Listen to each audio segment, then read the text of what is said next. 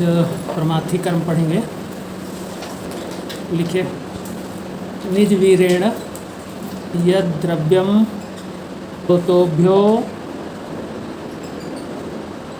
दोष संचयम, अगली लाइन से, निरस्यति प्रमाथि स्यात् तत् यथा मरीचम वचा। तो देखिए, आपने लिखा है निज वीरेण यद द्रव्यम स्रोतोभ्यो दोष संचयम निरस्यति प्रमाथि स्यात् तद यथा मरीचम वचा, है ना। यानी कि यहाँ पर शोधन द्रव्य से थोड़ी पृथकता बताई गई है। शोधन द्रव्य किसी भी जगह शरीर में कहीं भी यदि मल संचित हुए हैं तो उन मलों को वो विलीन करके, है ना, द्रवीभूत करके, छिन्न भिन्न करके, प्लवन करा के और उनको विशुद्धता पैदा करके फिर शरीर से ऊर्ध्व या आधा मार्गों से निकालने की क्रिया को शोधन हम लोग कहते हैं। ठीक है, लेकिन प्रमाथी में ऐसा नहीं है। प्रमाथी में लिखा है निज वीरेण यद द्रव्यम स्रोतोभ्यो दोष संचयम। यहाँ स्रोतस जो है वो दो बातों के लिए है। एक तो जो स्रोतस होते हैं जिनको आप जानते हैं, रसवाही स्रोतस, रक्तवाही स्रोतस, इस प्रकार से जो स्रोतस आपने पढ़े हैं तो उनके मूल होते हैं। तो स्रोतों में दोष संचित हो, जो योगवाही स्रोतस हैं, है ना, उन स्रोतों में दोष संचित हो। और दूसरा, स्रोत से तात्पर्य है जहाँ से कोई भी क्रिया प्रारंभ होती हो, जहाँ कोई कार्य प्रारंभ होता हो वो स्रोत है। ठीक है, तो अगर उस स्थान में जहाँ से कोई क्रिया प्रारंभ होती है उस स्थान में कोई दोष संचित है तो वहाँ की क्रिया बाधित होगी, या क्रिया में कोई जो है ना वो प्रतिलोमता आ जाएगी, यानी क्रिया जो है वो प्राकृत ना रह के विकृत क्रिया हो सकती है। तो ऐसी स्थिति में उस स्रोतस से दोष को बलपूर्वक, वहाँ स्रोत में जो दोष हैं वो संचित हैं, मतलब उनकी गति रुकी हुई है। अब ये क्या करता है, छिन्न भिन्न नहीं कराता। प्रमाथी द्रव्य संचित दोषों में संवेग पैदा करते हैं, मूवमेंट पैदा कर देते हैं, और मूवमेंट पैदा करके उसको एक स्थान से दूसरे स्थान की तरफ ले जाते हैं। अब यहाँ पे ये भी नहीं बताया गया कि अनुलोम मार्ग की तरफ ले जाते हैं या प्रतिलोम मार्ग की तरफ ले जाते हैं। बस संचय स्थान से उसको अन्य स्थानों में ले जाने की क्रिया, और वो भी उसको बिना कुछ परिवर्तित किए हुए, केवल उसमें गति प्रदान करके उसके स्थान परिवर्तन कराना, ये प्रमाथी द्रव्य का कार्य है। तो स्रोतोभ्यो दोष संचयम, यानी जहाँ पे दोषों का संचय हो गया है, और देखिए संचय के समय हमने आपको बताया होगा कि यानी उनके परिवर्तन रुक जाते हैं, चाहे स्थान परिवर्तन रुके और चाहे रूप परिवर्तन रुके, तो वो संचित है, यानी वहाँ गति रुकी हुई है। गतिहीनता को पुनः गति प्रदान करने का कार्य प्रमाथी द्रव्य करता है। और वो कैसे करता है, अपनी शक्ति से, निज वीरेण, अपनी शक्ति के कारण, यानी ये काइनेटिक एनर्जी प्रोवाइड करता है जिससे मोमेंटम होने लगता है, और मोमेंटम से वो स्थिर जो भी कोई दोष है वो उस स्थान को छोड़ करके अन्य स्थान की तरफ गमन करने लगता है। अब वो ऊर्ध्व गति भी हो सकती है, अधोगति भी हो सकती है, तिर्यक गति भी हो सकती है, किसी तरफ भी गति कराने की जो प्रक्रिया है शक्ति के द्वारा, उसको हम प्रमाथी कर्म कहेंगे। ठीक है ना। हाँ, तो बस इतना ही। अब यहाँ पे जो कुछ टीकाकारों ने लिखा कि दोष शब्दों अत्र व्याधिषु अपि वर्तते, यानी दोष शब्द से केवल दोष ही नहीं लेना है, उसका प्रयोग व्याधि के लिए भी होता है, यानी दोष शब्द व्याधि के लिए भी प्रयुक्त किया जाता है। तो व्याधि का मतलब है जैसे कृमि, यदि कृमि कहीं पर स्थिर है तो उनको वहाँ से चलायमान कर देना, वहाँ विचलित करा के, वहाँ इतना तीक्ष्णता पैदा करके जिससे कि वो कृमि जो है उस स्थान को छोड़ करके अन्य स्थानों की तरफ जाने लग जाएं, है ना, तो वो व्याधि है। दोष तो वो कृमि तो वात पित्त कफ है नहीं, है ना, वो तो व्याधि है। इसी प्रकार से अन्य जैसे अस्मरी, अगर अस्मरी किसी एक स्थान में है तो उसको चलायमान कर देना, ठीक है, निज वीरेण, अपनी शक्ति से, यानी उस स्थान में इतनी ज़्यादा मूवमेंट पैदा कर दे कि अस्मरी एक जगह स्थिर ना रहने पाए, ठीक है। ऐसे ही जैसे मल है, यदि आपके मलाशय में संचित है या पक्वाशय में संचित है, ऐसे में प्रमाथी द्रव्य यदि आप देंगे तो वो संचित मलों में कैसे गति आएगी, पहले आंत्र गति बढ़ जाएगी, आंत्र गति को बढ़ाएगा प्रमाथी द्रव्य और उसी के द्वारा संचित मलों में गति उत्पन्न हो जाएगी, है ना, क्योंकि जो चीज़ निर्जीव है उसमें गति जो है वो किसी के द्वारा उत्पन्न की जाएगी, ठीक है कि नहीं। तो इसी प्रकार से अस्मरी में, मल में, इन सभी में गति वहाँ उस स्थान में गति उत्पन्न की जाएगी, वहाँ शक्ति दी जाएगी तो वो स्थान गतिशील होगा और परिणाम स्वरूप वहाँ संचित मल भी गति को प्राप्त हो जाएंगे, ठीक है। और वो जिस स्थान से या जिस मार्ग से निकल सकते होंगे उस मार्ग से निकलेंगे। तो ये है प्रमाथी द्रव्य का कार्य, समझ में आया।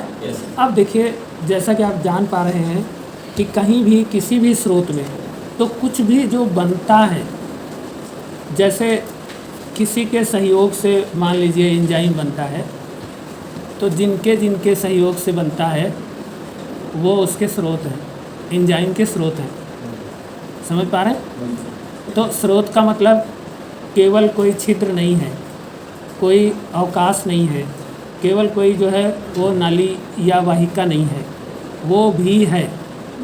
लेकिन अगर कोई कार्य किसी से मिलकर शुरू होता है तो वो जिनसे मिलके शुरू होता है वो सब क्या होते हैं, स्रोतस होते हैं। तो अगर वो नहीं मिल रहे हैं तो वो कार्य नहीं होगा। तो वहाँ गति शुरू करा देना, यानी मिलने की क्रिया शुरू करा देना गति है, और ये प्रमाथी द्रव्य करेगा अपनी शक्ति के कारण। जैसे यदि दो एटम्स आपस में रिएक्शन नहीं कर रहे हैं तो हम उसको बाहर से ऊर्जा दे करके, या ऊर्जा जो है उष्मा के रूप में दे करके हम उनमें रिएक्शन शुरू करा सकते हैं। ऐसा देखा होगा कि जैसे दो केमिकल्स हैं, वो पहले रिएक्ट नहीं करते आपस में, लेकिन हीट देने पर वो रिएक्ट करने लगते हैं। वो रासायनिक प्रोसेस जो है वो हीट की प्रेजेंस में होने लगता है, ठीक है कि नहीं। तो ऐसे ही कोई भी कार्य, यदि दो चीज़ें या एक चीज़ या तीन चीज़, कोई भी जिसकी वजह से कोई अगला कार्य होता हो तो वो ना कर रहा हो, तो हमें ऊर्जा दे करके उस कार्य को करवाना जो है वो प्रमाथी कर्म है ना। तो वहाँ स्रोतस में दोष संचय हो रहा है। अब मान लीजिए दो चीज़ें मिल के तीसरा कोई प्रोडक्ट बनाते हैं, अब वो दोनों चीज़ें मिल ही नहीं रहे हैं तो उनका संचय होने लगेगा। मिलेंगे तो वो यूज हो जाएंगे तो उस फॉर्म में संचित नहीं होंगे, और नहीं मिलेंगे तो संचय होगा। ऐसी क्रिया को फिर हमको कराने के लिए क्या करना पड़ेगा, प्रमाथी द्रव्य देना पड़ेगा। तो मतलब किसी भी रुकी हुई क्रिया को प्रारंभ करने के लिए कौन से द्रव्य देने पड़ेंगे, हाँ, ठीक है। या किसी स्रोतस में, किसी रिक्त स्थान में, किसी छिद्र में यदि कोई द्रव्य, कोई वस्तु, कोई मल कहीं रुका हुआ है और वो गति नहीं कर रहा है, तो वहाँ अत्यधिक शक्ति से गति प्रदान करके उसे उस स्थान से निकाल कर बाहर करने की क्रिया प्रमाथी कर्म है, ठीक है। अब तो समझ गए। तो आइए, अब जब हमने कर्म को समझ लिया तो फिर अब इसके उपयोग कहाँ करेंगे, चिकित्सा में हम प्रमाथी कर्म का उपयोग कहाँ करेंगे, ठीक है। तो जैसा कि अभी हमने बताया था कि मान लीजिए आपके ब्रेन के सेंटर से कोई इम्पल्स जनरेट नहीं हो रहा है, मोटर सेंस जनरेट नहीं हो रहा है, या इंद्रियों से सेंसरी सेंस जनरेट नहीं हो रहा है, इंद्रियां सुप्तावस्था में हैं, ठीक है, सुप्तावस्था में है, तो वहाँ मल संचय है। ऐसी स्थिति में हमें क्या करना पड़ेगा, प्रमाथी द्रव्य चिकित्सा के लिए प्रयुक्त करना पड़ेगा। जैसे मान लीजिए आपका दिमाग नहीं चलता तो फिर आपको क्या करना पड़ेगा, प्रमाथी द्रव्य का चिकित्सा में प्रयोग करना पड़ेगा। जहाँ चलता ही नहीं है ना, स्टार्टिंग ही नहीं होती, तो उस क्रिया को प्रारंभ करने के लिए, स्टार्ट करने के लिए कौन सी दवा देंगे, प्रमाथी, है ना। तो अब मान लीजिए आपको वहाँ से सेंस, मोटर सेंस नहीं आ रहा है, तो आप वचा का प्रयोग, मरीच का प्रयोग आप करेंगे। यदि एंजाइम हार्मोन जनरेशन रुक गया है, सारी कुछ चीज़ें हैं, रॉ मटेरियल की कमी नहीं है, लेकिन बनाने वाले प्रोसेस में रुकावट है, यानी रुका हुआ है, तो आप मरीच का प्रयोग करिए। वो प्रमाथी द्रव्य है, वो कार्य को प्रारंभ करा देगा, यानी गति को शुरू कर देगा। तो निज वीरेण यद द्रव्यम स्रोतोभ्यो दोष संचयम। अब यहाँ देखिए, मल संचयम नहीं कहा जा रहा है। जो भी दोष है जिस कारण से वो कार्य नहीं हो रहा है, उस कारण को निकाल के बाहर करेगा, जिससे कार्य फिर से प्रारंभ हो जाएगा। आप समझ पा रहे हैं ना। इसलिए दोष शब्द का प्रयोग हो रहा है, जिसकी वजह से कार्य रुका हुआ है, उसको ही वो वहाँ से निकाल के बाहर करेगा, उस फैक्टर को ही डिसॉल्व कर देगा, उस फैक्टर को ही नष्ट कर देगा, वहाँ से बाहर कर देगा। तो उसका प्रभाव वहाँ पे नहीं रह जाएगा, परिणाम स्वरूप क्रिया जो है वो प्रारंभ हो जाएगी या गति स्टार्ट हो जाएगी। ठीक है ना। तो इसीलिए मूक है, मिनमिन है, गदगद है, ऐसी अवस्थाओं में आपको प्रमाथी द्रव्य देना चाहिए, क्योंकि वहाँ कार्य जो है स्रोतस से ही कार्य बाधित हो रहा है ना। तो मूक, मिनमिन, गदगद ऐसे रोगों में, और जहाँ किसी भी, जो जैसे ब्रेन बहुत सारे मोटर सेंस का सोर्स है, या जैसे मान लीजिए हाइपोथैलेमस बहुत सारे चीज़ों का रिलीजिंग यानी स्टार्टिंग पॉइंट है ना। हाइपोथैलेमस में हार्मोन सिक्रीट होते हैं बन करके रिलीजिंग फैक्टर्स, और वो रिलीजिंग फैक्टर फिर पिट्यूटरी की तरफ जाते हैं, फिर पिट्यूटरी से फिर स्टिमुलेटिंग फैक्टर्स स्टार्ट होते हैं। तो अगर हाइपोथैलेमस के रिलीजिंग फैक्टर ही ना रिलीज हो रहे हो, बन ना रहे हो, रिलीज ना हो रहे हो, तो आप समझ लीजिए कि पिट्यूटरी तो आपकी काम ही नहीं करेगी। और पिट्यूटरी काम नहीं करेगी तो वो जिन जिन आगे के ग्लैंड्स को स्टिमुलेट करने वाले हार्मोन सिक्रीट करती है, वो सारी ग्लैंड्स काम नहीं करेंगी। तो माने शुरुआत कहाँ से है? हाइपोथैलेमस से। तो यदि आपका हाइपोथैलेमस इनएक्टिव हो गया है, तो उसको एक्टिव करने के लिए आपको प्रमाथी द्रव्य का प्रयोग करना पड़ेगा। ठीक है। तो प्रमाथी द्रव्य जो है, वहाँ से जिन दोषों के कारण वो एक्टिव नहीं हो रहा था, उन दोषों का वहाँ से मोक्षण हो जाएगा और हाइपोथैलेमस अपना कार्य प्रारंभ कर देगा। ठीक है। तो ऐसे ही अगर आपकी इंद्रियों में, जैसे मान लो आपके टेस्ट रिसेप्टर में टेस्ट रिसीव नहीं हो रहा है, तो आप थोड़ा सा काली मिर्च खा लो, फिर देखो वो सब जिंदा हो जाएंगे, है ना।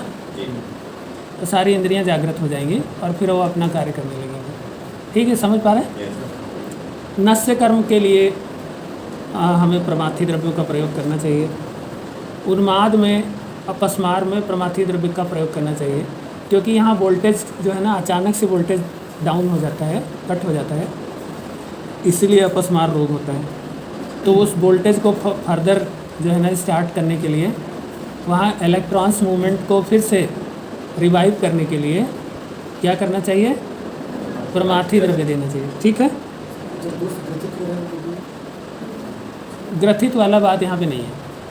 वहाँ पे फिर आपको छेदन देना है ना।